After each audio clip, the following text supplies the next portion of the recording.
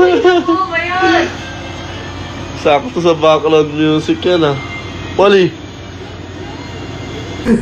Surprise! Ito po sa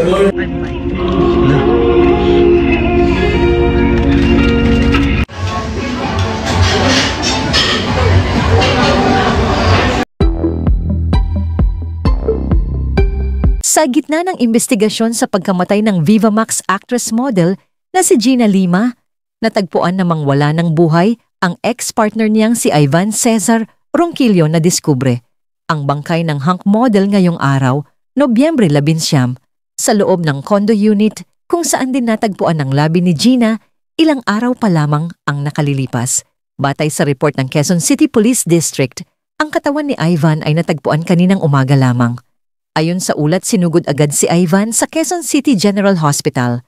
Ngunit nabigo na ang mga doktor na i-revive siya.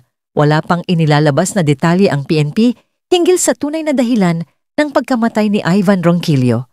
Pero kumalat sa social media na kinuha nito ang sariling buhay, nakapag-post pa si Ivan sa FB at sinabing susunod na siya kay Gina. Captions niya, "Mahal na mahal kita. Ginahinding-hindi ko kaya na wala ka sa tabi ko. At hinding-hindi ko kaya mabuhay nang wala ka. Sobrang sakit na sa tabi pa kita na wala. Hayaan mo, susunod ako sa'yo at makakasama na kita. Alam na natin sa atin dalawa na walang makakapigil sa pagmamahal natin." Nauna rito, natagpuan ngang wala ng buhay ang Viva Max actress na si Gina Lima sa naturang kondo noong Linggo ng gabi, November 16. Sa ulat ng TV Patrol, si Ivan Ronquillo ang nagdala sa kanyang partner sa Quezon City General Hospital, kung saan idineklarang dead on arrival ang aktres. Ayon sa mga operatiba ng Scene of the Crime Operation, SOCO, wala silang natagpuan sa condo unit ni Ronquillo na magpapatunay na may foul play sa pagkamatay ni Lima. Sa initial report, ang dahilan umano ng pagkamatay ni Lima ay cardiorespiratory distress. May mga sugat at galos na nakita sa katawan ni Gina Lima, ngunit sabi ng mga investigador, these are inconclusive at kailangang sumailalim muna sa autopsy ang katawan para nalaman ang tunay na cause of death. Marami naman ang nagbintang kay Ivan na siya di umano ang dahilan ng pagkamatay ni Gina, binugbog niya di umano ang kasintahan hanggang sa tuluyan ng mawalan ng buhay sa galit ng ilan. Pinagkakalmot pa nila si Ivan habang nasa ospital, ipinakita mismo ni Ivan ang mga galos sa muka. Ilang oras bago tapusin ni Ivan ang sariling buhay, nagpost pa siya ng video na nagpapakita ng masasayang araw at pagmamahalan nila ni Gina. Captions niya, "Eto na pala yung huling pahinga natin, baby. Dapat sinabi mo, mahal na mahal kita. Sinermonan mo pa ko kay Papa kasi di ko binati at panay ka.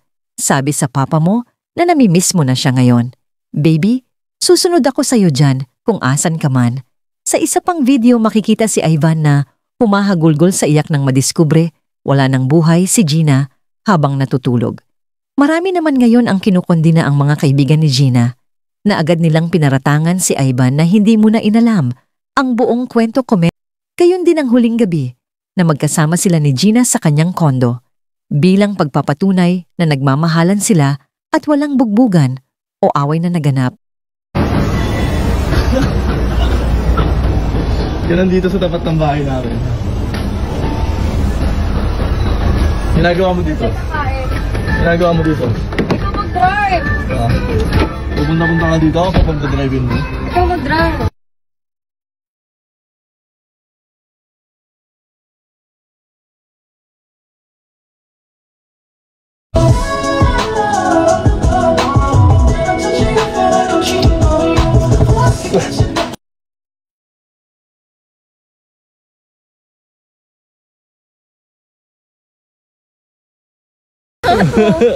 Bisa mo na! Sabi muna, please master. Tanginan to!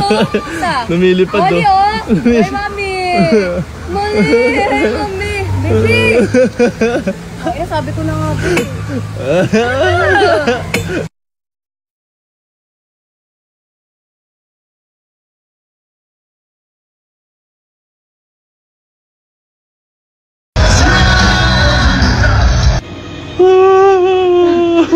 Ano ba yan?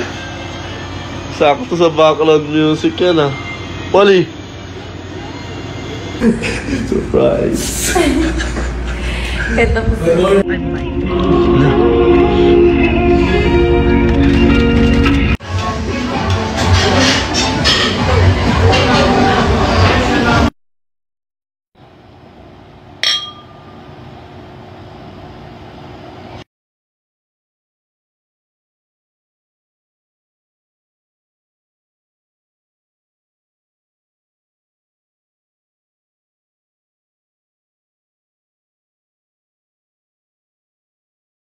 Sabi nga dapat may paano.